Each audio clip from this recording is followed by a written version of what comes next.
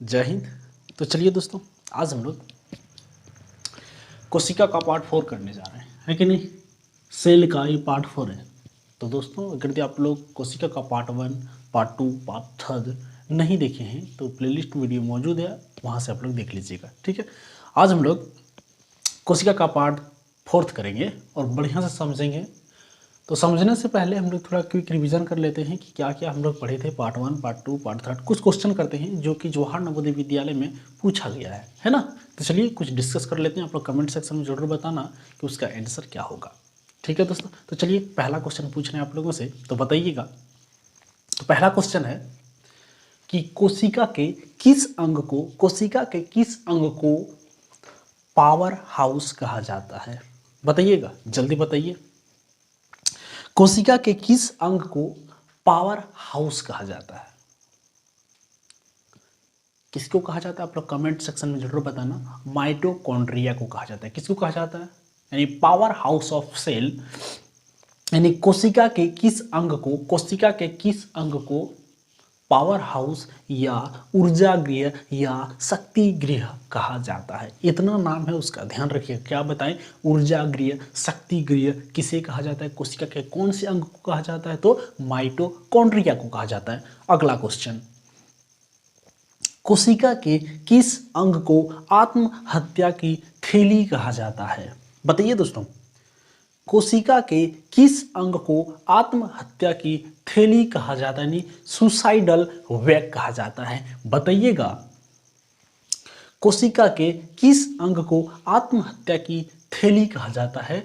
तो सॉरी दोस्तों, लाइसोसोम को क्या बोल, लाइसोसोम को आत्महत्या की थैली कहा जाता है। क्लियर। अब अगला क्वेश्चन है कि पदार्थों का, कोशिका के कौन से अंग पदार्थों का परिवहन करता है? चलिए बताइए, पदार्थों का परिवहन कौन करता है? तो गोल्जी बॉडी करता है। कौन करता है? गोल्जी बॉडी, यानी गोल्जी काय। गोल्जी काय खोज कैमियो गोल्जी ने किया था। क्लियर दोस्तों, यहां तक समझ में आया? चलिए अगला क्वेश्चन, जंतु कोशिका की सबसे बड़ी अंग कौन सी है? जंतु कोशिका का सबसे बड़ा अंग कौन सा है? जल्दी बताइएगा। तो सबसे बड़ा अंग केंद्रक है। कौन है? केंद्रक। अगर बात करें केंद्रक की खोज किसने की, तो केंद्रक की खोज की थी रॉबर्ट ब्राउन ने। किसने किया था? रॉबर्ट ब्राउन ने। क्लियर। अब आगे बढ़ते हैं। जीवों में सबसे बड़ी कोशिका कौन सी है? यानी सबसे बड़ी कोशिका का नाम बताएं। तो बताइएगा दोस्तों, यानी शुतुरमुर्ग का अंडा। अगला क्वेश्चन, मानव शरीर में सबसे छोटी कोशिका का नाम जल्दी बताएं। मानव शरीर की सबसे छोटी कोशिका का नाम क्या है? शुक्राणु, जिसे हम लोग क्या कहते हैं? स्पर्म कहते हैं। शुक्राणु। कौन सा है? शुक्राणु। क्लियर दोस्तों, यहां तक समझ में आया कि नहीं आया? जरूर बताइएगा। और लास्ट क्वेश्चन, अंतिम क्वेश्चन, कोशिका के किस अंग को सबसे छोटी अंग कहा जाता है? यानी कोशिका में सबसे छोटा अंग कौन सा है? बताइए दोस्तों। राइबोसोम सबसे छोटा अंग है। क्लियर, यहाँ तक समझ में आया? तो चलिए दोस्तों, हम लोग क्लास स्टार्ट करते हैं। तो दोस्तों, अगर भी आप लोग हमारे चैनल में नए हैं तो चैनल को सब्सक्राइब जरूर कर लीजिएगा और अपने दोस्तों के साथ शेयर जरूर कीजिएगा और लाइक और कमेंट करना ना भूलें दोस्तों। तो चलिए हम लोग क्लास स्टार्ट करते हैं और आगे हम लोग अंग को पढ़ते हैं। दोस्तों, आप लोग पार्ट 1, पार्ट 2 और पार्ट 3 नहीं देखे हैं तो प्लेलिस्ट में वीडियो मौजूद है, आप लोग जरूर देख लीजिएगा। हम लोगों का मैथ का भी क्लास चल रहा है, इधर साइंस का भी क्लास चल रहा है। क्लियर। तो चलिए दोस्तों समझते हैं। तो अगला हम लोग अंग पढ़ने वाले हैं एंडोप्लाज्मिक रेक्टिकुलम। ठीक है, एंडोप्लाज्मिक रेक्टिकुलम हिंदी में बोलेंगे अंत प्रद्रव्य, यानी प्रद्रव्य बोल सकते हैं या प्रद्रव्य बोल सकते हो, कोई दिक्कत नहीं। अंत प्रद्रव्य जालिका यानी एंडोप्लाज्मिक रेक्टिकुलम। ये क्या है दोस्तों? ये अंग है। कोशिका क्या अंग? हम लोग कोशिका के अंग के बारे में पढ़ रहे हैं। क्लियर। तो चलिए समझते हैं। यानी एंडोप्लाज्मिक रेक्टिकुलम यानी अंत प्रद्रव्य जालिका, ये क्या काम करता है कोशिका में? इसका क्या काम है तो समझिएगा। मान लीजिए ये कोशिका है। क्या है? मान लीजिए कोशिका है। ठीक है, समझिएगा दोस्तों, हम लोग जानते हैं कि कोशिका को हम लोग नंगी आंखों से देख नहीं पाएंगे, उसके लिए हमें क्या चाहिए, माइक्रोस्कोप चाहिए, है ना। क्या चाहिए हमें, माइक्रोस्कोप चाहिए। तो समझिएगा, ये क्या है, मान लीजिए कोशिका है, तो कोशिका ये एंडोप्लाज्मिक रेटिकुलम करता क्या है, ध्यान से समझिए। यानी ये क्या करता है, ये ना कोशिका को यानी पचकने नहीं देता है। पचकने का कहने का मतलब ये, जैसे कि ऊपर वाला लेयर नीचे वाला लेयर सटता नहीं है। अगर यदि मान लो कि ऊपर वाला, अब इसके बीच में अंग है, यानी इसके बीच में बहुत सारे अंग है, जैसे कि माइटोकॉन्ड्रिया है, लाइसोसोम है, गोल्जी बॉडी है, सेंट्रोसोम है, और भी अंग है, केंद्र न्यूक्लियस है। अगर यदि ये ऊपर से इधर चप यानी चिपक जाए तो ये सब अंग क्या होगा, मर जाएगा, मरेगा कि नहीं। तो ये चिपकने नहीं देता, यानी सटने नहीं देता है, यानी पचकने नहीं देता है, समझे कि नहीं। तो ये क्या करता है, यानी ये अंदर में कंकाल के रूप में काम करता है। ये कैसा रहता है, कंकाल के रूप में काम करता है, ऐसे ऐसे ऐसे रहता है दोस्तों। क्लियर, देखिए समझिएगा। ऐसे नहीं समझे, थोड़ा हम बढ़िया से बना देते हैं, चलिए समझिएगा। ऐसे ऐसे कुछ लकीर रहता है और एक दूसरे से कांटेक्ट में रहता है, एक दूसरे से क्या कांटेक्ट में रहता है, समझे कि नहीं। ऐसे ऐसे करके कांटेक्ट में रहता है, ताकि ये क्या पचके नहीं है, एक दूसरे से चिपके नहीं, ठीक है। यानी आंतरिक कंकाल के रूप में क्या करता है, कोशिका को सुरक्षा प्रदान करता है, ठीक। कोशिका के अंगों को क्या करता है, सुरक्षा प्रदान करता है, समझे कि नहीं। यानी एंडोप्लाज्मिक रेटिकुलम क्या करता है, कोशिका के अंगों को सुरक्षा प्रदान करता है, यानी आंतरिक कंकाल के रूप में काम करता है। यानी आंतरिक कंकाल, यानी उसके अंदर क्या रहता है, आंतरिक कंकाल। कंकाल मतलब क्या, हड्डी। यानी कहने का मतलब ये आंतरिक उस रूप से इसे क्या सुरक्षा प्रदान कर रहा है ना। जैसे कि मानव शरीर में हम लोग का आंतरिक कंकाल को कौन सुरक्षा, जैसे कि हम लोग का हार्ट है ना, हृदय, फेफड़ा, ये सब कौन रक्षा कर रहा है, बाहर से जो आवरण से हड्डी है वही रक्षा कर रहा है ना। उसी प्रकार ये जो कोशिका के अंदर कौन रक्षा करता है, तो एंडोप्लाज्मिक रेटिकुलम, यानी अंत प्रद्रव्य जालिका। यहाँ तक क्लियर हुआ दोस्तों या नहीं हुआ। चलिए बताते हैं क्या लिखे हम, एंडोप्लाज्मिक रेटिकुलम यह कोशिका के आंतरिक सहायता प्रदान करता है, यही ना बताएं। यह कोशिका को क्या करता है, आंतरिक सहायता प्रदान करता है, अतः इसे आंतरिक कंकाल भी कहते हैं, इसे आंतरिक कंकाल भी कहते हैं। अब आगे समझते हैं। एंडोप्लाज्मिक रेटिकुलम यानी अंत प्रद्रव्य जालिका दो टाइप होता है। कितना टाइप होता है, दो टाइप। यानी एंडोप्लाज्मिक रेटिकुलम दो प्रकार का होता है। अब वो कौन कौन सा प्रकार है, ध्यान से समझिएगा। तो पहला प्रकार है स्मूथ एंडोप्लाज्मिक रेटिकुलम और दूसरा है रफ एंडोप्लाज्मिक रेटिकुलम। अब बोलोगे स्मूथ एंडोप्लाज्मिक रेटिकुलम का क्या काम है, रफ एंडोप्लाज्मिक रेटिकुलम का क्या काम है, तो समझिएगा। सबसे पहले स्मूथ एंडोप्लाज्मिक रेटिकुलम का नाम हिंदी में नाम समझ लीजिए, यानी स्मूथ ER लिख दिया, यानी एंडोप्लाज्मिक रेटिकुलम। यानी स्मूथ एंडोप्लाज्मिक रेटिकुलम यानी चिकनी अंत प्रद्रव्य जालिका, और रफ यानी खुरदरी अंत प्रद्रव्य जालिका। क्लियर दोस्तों, समझ में आया कि नहीं। आई होप आप लोग को समझ में आ ही गया होगा। यानी स्मूथ एंडोप्लाज्मिक रेटिकुलम और रफ एंडोप्लाज्मिक रेटिकुलम में क्या अंतर है, ध्यान से समझिए। हम सब लिख दिए हैं, चलिए समझाते हैं आप लोग को। यानी स्मूथ एंडोप्लाज्मिक रेटिकुलम क्या है, स्मूथ एंडोप्लाज्मिक रेटिकुलम को क्या बोलेंगे, चिकनी अंत प्रद्रव्य जालिका। यानी उसका जो आंतरिक कंकाल है ना, यानी आंतरिक जो आंतरिक में कहने का दीवार है जो है ना, वो क्या एक प्रकार चिकना है और एक ठो रफ है, एक ठो चिकना और एक ठो रफ है, समझे कि नहीं। यानी एक ठो दीवार कैसा है, तो एक ठो चिकना है और एक ठो रफ है, समझिएगा दोस्तों। तो जो चिकना है वो क्या काम करता है, यानी कोशिका में उसका क्या काम है, जो चिकना है तो वो क्या करता है, ध्यान से समझिएगा। वो कार्बोहाइड्रेट, समझिए, कार्बोहाइड्रेट और वसा का निर्माण करता है। यानी वसा का फैक्ट्री है, कार्बोहाइड्रेट और वसा का कौन बनाएगा, कार्बोहाइड्रेट और वसा कौन बनाता है, कौन बनाता है, तो स्मूथ एंडोप्लाज्मिक रेटिकुलम यानी चिकनी अंत प्रद्रव्य जालिका। समझिए क्या लिखे हैं, स्मूथ एंडोप्लाज्मिक रेटिकुलम या कार्बोहाइड्रेट और वसा का निर्माण करता है। क्या करता है, कार्बोहाइड्रेट और वसा का निर्माण करता है। अगर डायरेक्ट आप लोग से पूछ दे कोशिका के कौन से अंग कार्बोहाइड्रेट और वसा का निर्माण करता है, तो क्या करोगे, स्मूथ एंडोप्लाज्मिक रेटिकुलम। ये डायरेक्ट क्वेश्चन पूछता है दोस्तों, ठीक है। आप लोग को क्लियरली आप लोग को समझ में आया होगा। स्मूथ एंडोप्लाज्मिक रेटिकुलम समझ में आ गया। यानी तुम आप लोगों के शरीर में, यानी हम लोगों के शरीर में कौन ही कार्बोहाइड्रेट और वसा को बनाता है, तो कौन बनाता है, स्मूथ एंडोप्लाज्मिक रेटिकुलम यानी अंत प्रद्रव्य, यानी चिकनी अंत प्रद्रव्य जालिका। क्लियर। अब समझते हैं rough endoplasmic reticulum. Rough endoplasmic reticulum ने खुरदरी अंतःप्रद्रव जालिका। दोस्तों खुरदरी अंतःप्रद्रव जालिका में क्या पाया जाता है? राइबोसोम पाया जाता है। क्या पाया जाता है? राइबोसोम, जो कि हम लोग को पता है कोशिका का सबसे छोटा अंग क्या है? राइबोसोम। कोशिका के सब यानी सब अंगों में सबसे छोटा कौन है? तो राइबोसोम है। क्लियर? समझिए, रफ एंडोप्लाज्मिक रेटिकुलम में क्या पाया जाता है? राइबोसोम। और राइबोसोम में ना दोस्तों प्रोटीन का निर्माण होता है। राइबोसोम में क्या निर्माण होता है? प्रोटीन का निर्माण होता है। हम लोग जानते हैं कि प्रोटीन का निर्माण कैसे होता है, यानी प्रोटीन की इकाई क्या है? अमीनो अम्ल, है ना। प्रोटीन की इकाई क्या है? अमीनो अम्ल। यानी प्रोटीन जब टूटेगा ना, पाचन तंत्र में वो सब पढ़ाया जाता है कि यानी प्रोटीन जब टूटता है वो किस में बदल जाता है? अमीनो अम्ल में। किस में बदलता है? अमीनो अम्ल में। और ये जो है ना 20 अमीनो अम्ल मिलेगा ना, तब एक प्रोटीन का निर्माण होता है। क्लियर? यानी 20 अमीनो एसिड मिलेगा, यानी 20 अमीनो अम्ल मिलेगा, तब एक प्रोटीन का निर्माण होता है। समझे कि नहीं? तो चलिए आगे बढ़ते हैं। तो क्या बताएं कि रफ एंडोप्लाज्मिक रेटिकुलम में क्या पाया जाता है? राइबोसोम पाया जाता है। और राइबोसोम क्या करता है? प्रोटीन का निर्माण करता है।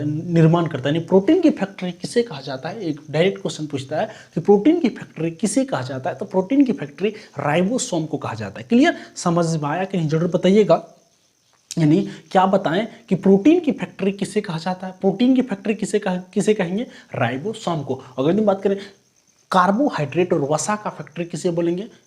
यानी किसको बोलेंगे दोस्तों? स्मूथ एंडोप्लाज्मिक रेक्टिकुलम को। क्लियर? यहां तक समझ में आया कि नहीं? जरूर बताइएगा। चलिए आप लोग पढ़ के सुना देते हैं। क्या लिखे हैं? रफ एंडोप्लाज्मिक रेक्टिकुलम में क्या लिखे हैं? इस पर राइबोसोम पाया जाता है। यही बताएं, इस पर यानी रफ एंडोप्लाज्मिक रेक्टिकुलम में क्या पाया जाता है? राइबोसोम पाया जाता है। यह प्रोटीन का निर्माण करता है। यानी अब जहां प्रोटीन का निर्माण होगा वो फैक्ट्री में ना निर्माण होता है। कोई भी वस्तु निर्माण होता है तो कहाँ से निर्माण होकर आता है? फैक्ट्री से निर्माण होता है। तो क्लियर दोस्तों? समझ में आ ही गया होगा। अब आगे बढ़ते हैं कि अब रफ एंडोप्लाज्मिक रेटिकुलम में क्या पाया जाता है? राइबोसोम। क्या पाया जाता है दोस्तों? राइबोसोम। अब राइबोसोम को ना दो भागों में बांटा गया है। ये रफ एंडोप्लाज्मिक रेटिकुलम में क्या पाया जाता है? राइबोसोम। क्या पाया जाता है? राइबोसोम। क्या पाया जाता है दोस्तों? लिख देते हैं। क्या पाया जाता है? राइबोसोम। राइबोसोम क्या पाया जाता है दोस्तों? बताइए दोस्तों। यानी राइबोसोम पाया जाता है। क्या पाया जाता है? राइबोसोम। ठीक। क्या पाया जाता है? राइबोसोम। ये राइबोसोम ना दो प्रकार का होता है। ये क्या मान रहा है? तो आप लोग को हम बताए थे शुरू वाला क्लास में, ध्यान से समझिएगा। यानी रफ एंडोप्लाज्मिक रेटिकुलम में क्या पाया जाता है? राइबोसोम। और राइबोसोम का क्या काम है? प्रोटीन का निर्माण करना। यानी प्रोटीन की फैक्ट्री किसे कहा जाता है? राइबोसोम को कहा जाता है। और राइबोसोम दो टाइप का होता है। कौन कौन टाइप? ध्यान से समझिएगा। राइबोसोम का दो टाइप 70S और 80S। 70S और 80S। अब बोलोगे 70S और 80S क्या है? एस मतलब सेडिमेंटेशन कॉफिशेंट है।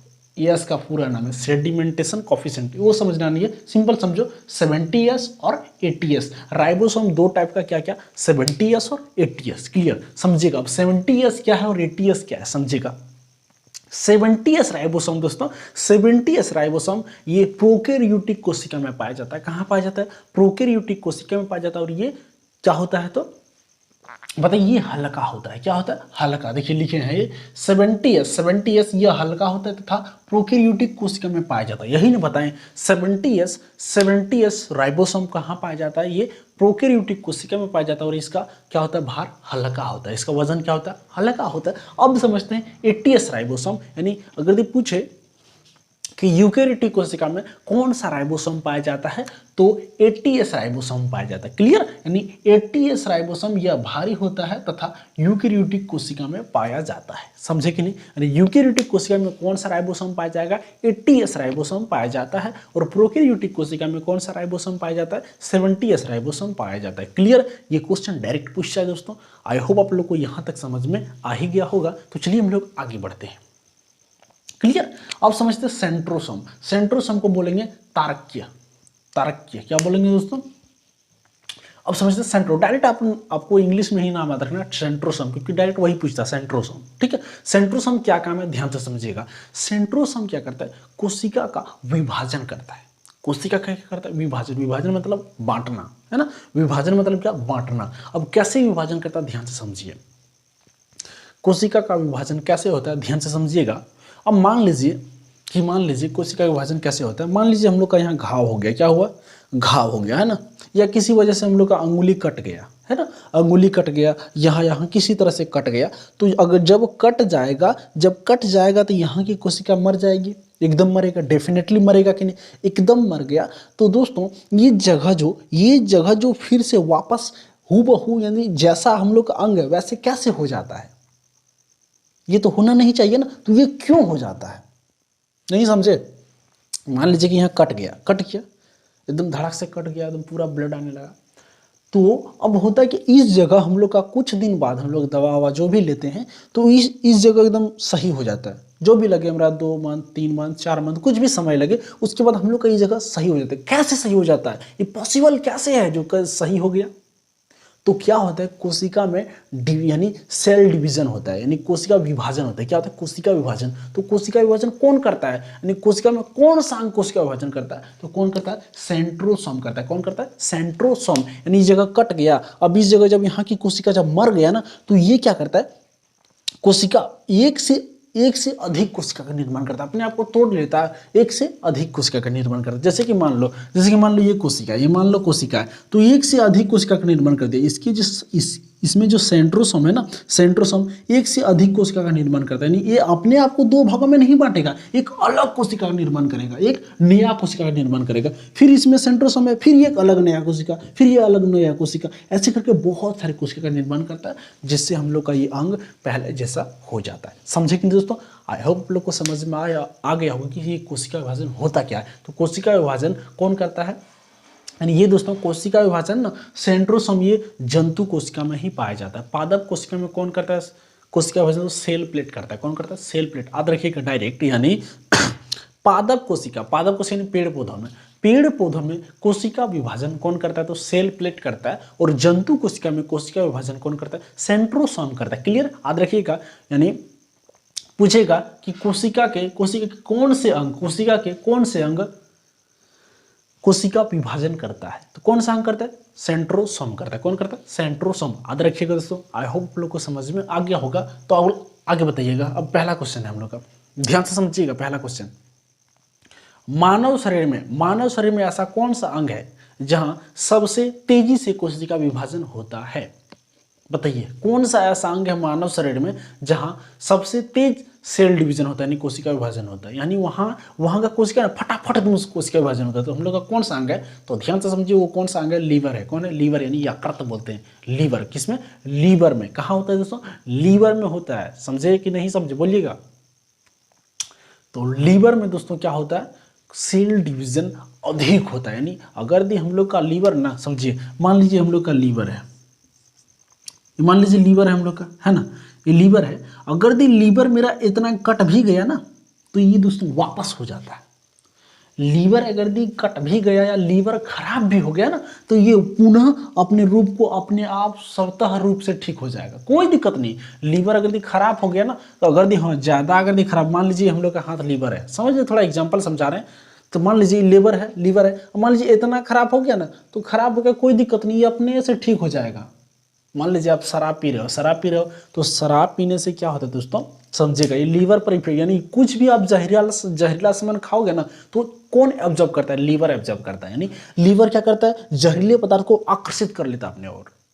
समझे कि नहीं, यानी ये अपने ओर क्या करता है, जहरीले पदार्थ को आकर्षित कर देता है। और अगर जहरीला पदार्थ तुम बार बार सेवन कर रहे हो, तो तुम्हारा क्या लीवर डैमेज हो रहा है, लीवर क्या हो रहा है, डैमेज हो रहा है। अब अगर लीवर डैमेज हो गया, अब मान लीजिए इतना खत्म हुआ है, और तुम सेवन करते हो पूरा खत्म हो गया, इतना खत्म हो गया, तो इतना में क्या फिर से सेल डिवीजन हो सकता है, तुम्हारा तो इतना खराब हो गया ना, तो कोई दिक्कत, तो क्या करना होगा, अब भगवान के पास जाना होगा ना, परमात्मा के पास जाना होगा। समझे कि नहीं। तो यहाँ क्या होता है, मान लीजिए इतना अगर खराब है ना, तो ये ऑटोमेटिक सही हो जाएगा, कोई दिक्कत नहीं, टेंशन नहीं है। लीवर यानी इतना खराब हो गया, इतना अंग बचा है ना, तो ये अपने आप यहाँ से जो सेल डिवीजन धड़ाधड़ होगा, फटाफट होगा, धड़धड़वा के, और क्या होगा, ये स्वतः रूप से जैसे उसका लीवर है वो अपना अंग ले लेता है। क्लियर, समझ में आया कि नहीं। तो हम लोग का ऐसा भी क्वेश्चन पूछ सकता है कि मानव शरीर का ऐसा कौन सा अंग है जहाँ कोशिका विभाजन नहीं होता है। हम ये भी बताएं कि कोशिका विभाजन कौन सा अंग में सबसे तेजी से होता है, लीवर में। और अभी हम क्या, मेरा क्वेश्चन क्या है कि कोशि इस मानव शरीर के कौन सा अंग है जहाँ कोशिका विभाजन नहीं होता है? तो कौन सी कोशिका में कोशिका विभाजन नहीं होता है? यानी कहने का मतलब वो कोशिका में सेंट्रोसोम नहीं होगा, कहने का मतलब है ना, वो कोशिका में सेंट्रोसोम नहीं होगा, इसी की वजह से उसमें कोशिका विभाजन नहीं है। तो कौन सी कोशिका में सेंट्रोसोम नहीं पाया जाता? अगर सेंट्रोसोम नहीं है तो उस कोशिका में कोशिका विभाजन भी नहीं होगा। क्लियर दोस्तों? तो कौन सा कोशिका है? न्यूरॉन कोशिका। कौन सा कोशिका? न्यूरॉन। ये न्यूरॉन कोशिका कहाँ पाया जाता है? हम लोग का मस्तिष्क में। कहाँ पाया जाता है? मस्तिष्क में। क्योंकि मस्तिष्क में एक बार चोट लग गया तो ये फिर से ठीक होने वाला नहीं है। क्यों नहीं ठीक होता है? क्योंकि यहाँ सेल डिवीजन नहीं होता है। क्लियर? यहाँ कोशिका विभाजन नहीं होता है। तो एकदम याद रखिएगा, कौन सी कोशिका में कोशिका विभाजन नहीं होता है? तो न्यूरॉन कोशिका में कोशिका विभाजन नहीं होता है। और कौन सी सेल में सबसे अधिक मात्रा में सेल डिवीजन होता है? तो हिपेटिक सेल में। कौन सी कोशिका में? हिपेटिक सेल में। और लीवर कौन सी कोशिका से मिलकर बना है? तो हिपेटिक सेल से बना है। क्लियर? यहाँ तक समझ में आया? यानी हिपेटिक कोशिका से क्या बना है? लीवर। और लीवर में क्या होता है? यानी कोशिका विभाजन सबसे तेजी से होता है। क्लियर दोस्तों? आई होप आप लोग को समझ में आ ही गया होगा। तो चलिए अब पढ़ के सुना देते हैं। क्या लिखे? सेंट्रोसोम यह कोशिका विभाजन करता है। सेंट्रोसोम क्या करता है? कोशिका विभाजन। ठीक है, विभाजन समझ में आया, यानी एक से अधिक कोशिका का निर्माण करता है। ठीक, यह मस्तिष्क में नहीं पाया जाता। यह मस्तिष्क में नहीं पाया जाता दोस्तों। क्या होगा? नहीं पाया जाता। यह मस्तिष्क में नहीं पाया जाता है, जिस कारण तंत्रिका कोशिका में विभाजन नहीं होता। जिस कारण तंत्रिका कोशिका में विभाजन नहीं होता, यानी न्यूरॉन कोशिका को ही तंत्रिका कोशिका हम कह सकते हैं। ठीक है, जिस कारण तंत्रिका कोशिका में विभाजन नहीं होता, यानी सेल डिवीजन नहीं होता, यह केवल जंतु कोशिका में पाया जाता है। यह केवल कौन सी? जंतुओं कोशिका में पाया जाता है, पादप कोशिका में नहीं पाया जाता। क्योंकि पादप कोशिका में कौन करता है सेल डिवीजन? पादप कोशिका में कौन करता है? अभी बताएं। सेल प्लेट करता है। कौन करता है? सेल प्लेट करता है। क्लियर? अब खोजा किसने था? बोबरी ने खोजा था। किसने किया था? बोबरी ने। यानी सेंट्रोसोम की खोज किसने किया था दोस्तों? बोबरी ने किया था। समझ में आया कि नहीं? समझ में आया कि दोस्तों? बताइएगा। आई होप आप लोग को समझ में आ ही गया होगा। अब आगे बढ़ते हैं दोस्तों। क्रोमोसोम। क्या दोस्तों? क्रोमोसोम के बारे में समझते हैं। क्रोमोसोम क्या है समझिएगा। क्रोमोसोम क्या करता है ध्यान से समझिए। यानी क्रोमोसोम को कहें गुणसूत्र। गुणसूत्र बहुत जरूरी है। ठीक है, हम लोगों का गुणसूत्र क्या है ध्यान से समझिएगा। ये गुणसूत्र पाया कहाँ जाता है? यानी क्रोमोसोम। ठीक है, क्रोमोसोम। ये क्रोमोसोम पाया कहाँ जाता है? ध्यान से समझिए। तो क्रोमोसोम दोस्तों ये पाया जाता है केंद्रक में। कहाँ पाया जाता है? केंद्रक में। क्लियर? केंद्रक बताया ना, केंद्रक कोशिका का सबसे बड़ा अंग है। और ये केंद्रक ही क्या करता है? उस कोशिका में जितने सारे अंग हैं सबको क्या करता है? वो नियंत्रित करता है, यानी चलाता वही है। जैसे कि हम लोग का देश कौन चला रहा है? प्रधानमंत्री, राष्ट्रपति चलाता है कि नहीं? उसी प्रकार हम लोग का कोशिका में जो अंग है ना, कोशिका में जितने सारे अंग है ना, कौन कंट्रोल करा है? उसका प्रधानमंत्री कौन है? प्रधानमंत्री कौन है? केंद्रक है। केंद्रक क्या करता है? सबको बोलेगा तुम ये काम करो, वो काम करो, फलन ढकना, सही से काम करो, है कि नहीं? तो केंद्रक क्या करता है? यानी कोशिका का दिमाग। यानी यहाँ क्वेश्चन बन सकता है कोशिका का ब्रेन किसे कहा जाता है? कोशिका के किस अंग को ब्रेन के नाम, यानी ब्रेन क्या बोल सकते हैं दोस्तों? यानी ब्रेन कहा जाता है। ठीक है, यानी दिमाग कहा जाता है। किसको? केंद्रक को। ठीक, तो केंद्रक में क्या पाया जाता है? क्रोमोसोम। क्रोमोसोम यानी गुणसूत्र, क्रोमोसोम पाया जाता है। और क्रोमोसोम के अंदर दोस्तों डीएनए पाया जाता है। क्या पाया जाता है? डीएनए। और डीएनए के अंदर क्या पाया जाता है? जीन पाया जाता है। समझे कि नहीं? यानी थोड़ा समझ लीजिए कैसे होता है गुणसूत्र। हम दिखा रहे हैं आप लोगों को स्ट्रक्चर। गुणसूत्र कैसा होता है? गुणसूत्र दोस्तों कुछ ऐसा होता है। उतना क्लियरली तो छाप नहीं सकते दोस्तों, थोड़ा समझ लीजिए।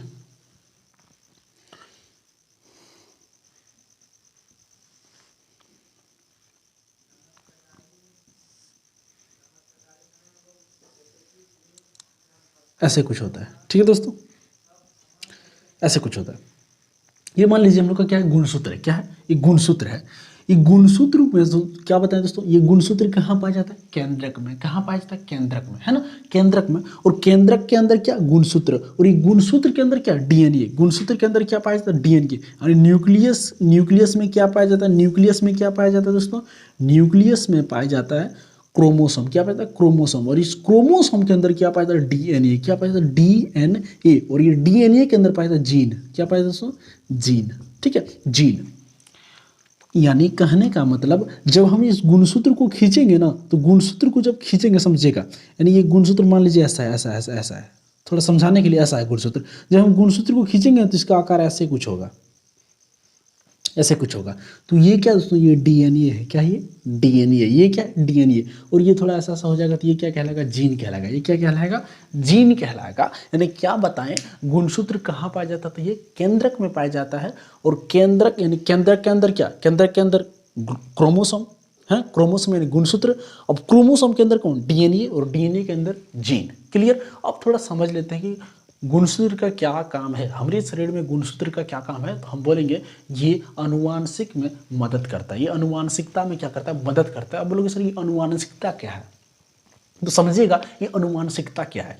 तो अनुवांशिकता हम किसको बोलेंगे? जैसे कि समझिए, यानी अनुवांशिकता यानी तुम्हारे पेरेंट्स यानी माता पिता का गुण तुम्हारे अंदर आना। क्लियर? यानी तुम्हारे माता पिता का गुण तुम्हारे अंदर आना। अब बोलोगे मेरा कुछ भी एग्जाम्पल समझा रहे हैं, ध्यान से समझिएगा। यानी मान लीजिए तुम्हारा पिताजी, जैसे कि होता है ना कि जब बच्चा जन्म लेता है तो जब बोलता है कि नाक इसका पिताजी के ऊपर गया है, ये कान माँ के ऊपर गया है, बोलता है कि जैसे आँख माँ के ऊपर गया है, ऐसा बोलता है कि नहीं? एकदम बोलता होगा। तो ऐसा क्यों होता है? ये गुणसूत्र के कारण होता है, क्रोमोसोम के कारण होता है। ठीक है? अब बोलोगे सर मान लीजिए, अब थोड़ा समझिएगा, यानी ये क्या क्या बताए? अनुवांशिक गुण, यानी तुम्हारे पेरेंट्स का गुण तुम्हारे बेटे में जाएगा। कहने का नहीं समझ में आया? यानी तुम्हारे पेरेंट्स का गुण तो उसके बच्चों में जाएगा। अब वो कौन सा गुण जाएगा थोड़ा समझ लीजिए। मान लीजिए उसका पेरेंट बहुत बुद्धिमानी है, ठीक है, बहुत बुद्धिमानी है, बहुत होशियार है। अब जो उसका जो बच्चा जो पैदा होगा वो क्या मतलब पूरा बुद्धिमान पैदा होगा? बताइएगा दोस्तों। अभी हम क्या बताएं कि अनुवांशिक गुण क्या कहता है, यानी उसके पेरेंट का गुण उसके कहाँ जाएगा? पेरेंट का गुण कहाँ जाएगा? उसके बच्चों में जाएगा। तो मान लीजिए उसका जो कौन है बेटा, जो उसका बाप जो है वो बहुत बुद्धिमान है, बहुत बुद्धिमान, बहुत होशियार है। तो क्या उसका बेटा भी उतना ही बुद्धिमान जन्म लेगा?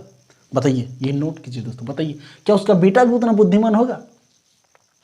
तो हम क्या बताएं दोस्तों कि केंद्रक में, यानी क्रोमोसोम कहाँ पाया जाता है? केंद्रक। केंद्रक में क्या पाया जाता है? क्रोमोसोम। और क्रोमोसोम में क्या होता है? डीएनए। डीएनए में क्या पाया जाता है? जीन, है ना, ऐसा कुछ होता है। यानी अगर हम बात करें कि उसका जो पिताजी है बहुत बुद्धिमान है, तो वो जो बुद्धिमान है वो यानी उसका मस्तिष्क में है।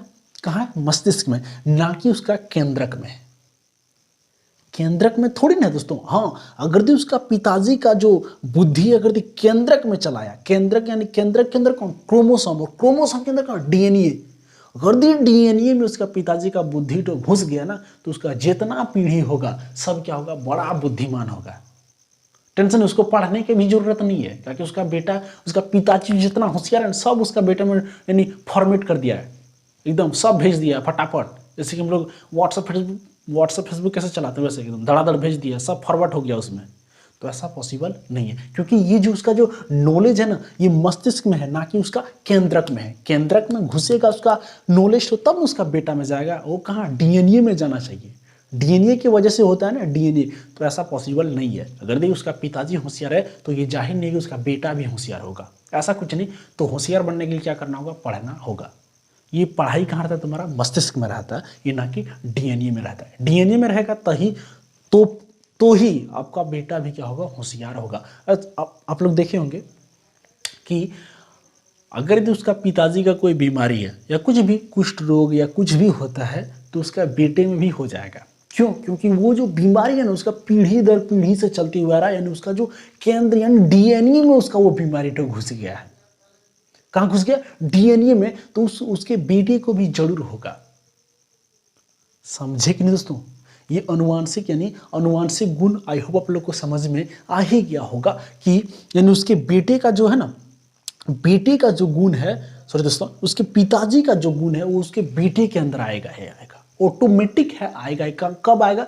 जब उसका जो गुण कहाँ रहेगा, उसका गुण अगर डीएनए के अंदर घुस गया है तो वो जब उसका बेटा जन्म लेगा, जब बेटा उसका जन्म लेगा तो उसमें वो गुण पाया ही जाएगा। अगर उसका पिताजी का हाथ ऐसे थरथरा रहा है, ऐसे कांपता होगा, तो उसका बेटा भी जब बड़ा हो जाएगा तो उसका बेटा का भी हाथ थरथराने लगेगा। क्यों? क्योंकि उसका जो गुण है वो डीएनए के अंदर है। और डीएनए क्या होता है? ट्रांसफर होता है, यानी अनुवांशिक गुण, यानी अनुवांशिक का केंद्र किसे कहेंगे? तो डीएनए को कहा जाता है, सिंपल भाषा में कहें। क्लियर दोस्तों? समझ में आ गया होगा? गुणसूत्र समझ में आया कि नहीं? तो इंपॉर्टेंट क्वेश्चन, मानव शरीर में गुणसूत्र की संख्या कितना होता है? तो मानव शरीर में गुणसूत्र की संख्या 46 होता है। कितना दोस्तों? 46 होता है। क्लियर? समझ में आया? मानव शरीर में गुणसूत्र की संख्या कितना होता है? 46 होता है। अब समझिएगा, यानी जब गुणसूत्र 46 होता है तो कैसे कैसे कैसे लड़का जन्म होता है, कैसे लड़की जन्म लेती है, तो इसका क्या रीजन है? तो इससे पहले हमको क्या पढ़ना होगा? सेल डिवीजन, यानी कोशिका विभाजन। कोशिका विभाजन 3 प्रकार का होता है। ये पॉसिबल नहीं है इस वीडियो में दोस्तों। कोशिका 3 प्रकार का होता है, एक असूत्री विभाजन, समसूत्री विभाजन, अर्धसूत्री विभाजन। तो थोड़ा समझ लीजिए, असूत्री विभाजन प्रोकैरियोटिक कोशिका में होता है, ये हम लोग का शरीर से कोई लेना देना नहीं है। उसके बाद है समसूत्री विभाजन। समसूत्री विभाजन दोस्तों हम लोग का हाथ पैर ये सब बनता है समसूत्री विभाजन से। समसूत्री विभाजन से क्या बनता है? हाथ पैर सब कुछ, ये हम लोग का बॉडी पूरा, पैर हाथ अंगुली सब किससे बनता है? समसूत्री विभाजन से। लेकिन हम लोग का जो सेक्स सेल है वहाँ क्या होता है? अर्धसूत्री विभाजन होता है। यानी जनन कोशिका में क्या होता है? वहाँ अर्धसूत्री विभाजन होता है। बोलोगे अर्धसूत्री विभाजन क्यों होता है दोस्तों? अगर अर्धसूत्री विभाजन नहीं होगा ना, तो अगर समसूत्री विभाजन हो गया ना, तो क्या होगा? हम क्या बताएं कि मानव शरीर में कितना गुणसूत्र होता है? 46 गुणसूत्र। यानी मानव शरीर कितना गुणसूत्र से बना होता है? यानी कहने का मतलब हम लोग का ये हाथ में क्या होगा? कोशिका होगा, और इस कोशिका में क्या होगा? क्रोमोसोम होगा। तो इस क्रोमोसोम में गुणसूत्र की संख्या कितना होगा? 46 होगा। नहीं, हर एक कोशिका में क्या होता है? हर एक कोशिका में गुणसूत्र की संख्या कितना होगा? 46 होगा। ठीक, 46 होगा। लेकिन हम लोग का जनन कोशिका है ना, जनन जिसको सेक्स सेल कहते हैं, जनन कोशिका में क्या होता है? अर्धसूत्री विभाजन होता है। बोलोगे क्यों अर्धसूत्री विभाजन होता है? समझिएगा। मान लीजिए अगर मेल में 46, मेल में 46 क्या है? क्रोमोसोम है, और फीमेल में कितना? 46, क्योंकि वो भी तो मानव है, दोनों मानव है। तो अगर ये मान लीजिए जनन ग्रंथि में, यानी जनन कोशिका में अगर जनन कोशिका में हम लोग का इधर से मेल से आ गया 46 और फीमेल से आ गया 46, तो कितना हो जाएगा? 92। कितना क्रोमोसोम? 92 क्रोमोसोम, यानी 92 क्रोमोसोम हो जाएगा। तो मानव शरीर में क्या 92 क्रोमोसोम होता है? नहीं होता है ना। अगर ये हो गया, मान लो ऐसा होता नहीं है, अगर ये हो गया ना तो 2 ठो मूड़ हो जाएगा, 4 ठो हाथ हो जाएगा, 4 ठो पैर हो जाएगा, सब 4 ठो करके हो जाएगा। होगा कि नहीं? एकदम डेफिनेटली हो जाएगा। तो ऐसा पॉसिबल नहीं है, इसीलिए जनन ग्रंथि में क्या होता है? अर्धसूत्री विभाजन होता है। क्लियर? ये दोस्तों ये डेमो था। ये जब हम लोग कोशिका विभाजन पढ़ेंगे, सेल डिवीजन पढ़ेंगे, तब समझ में आ ही जाएगा। चलिए समझते हैं क्या लिखे हैं गुणसूत्र में।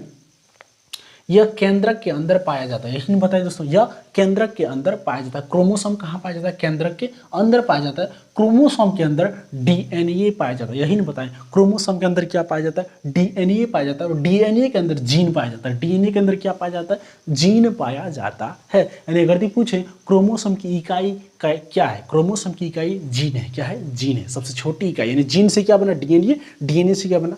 क्रोमोसोम। क्लियर? समझ में आया? अब आगे समझते हैं।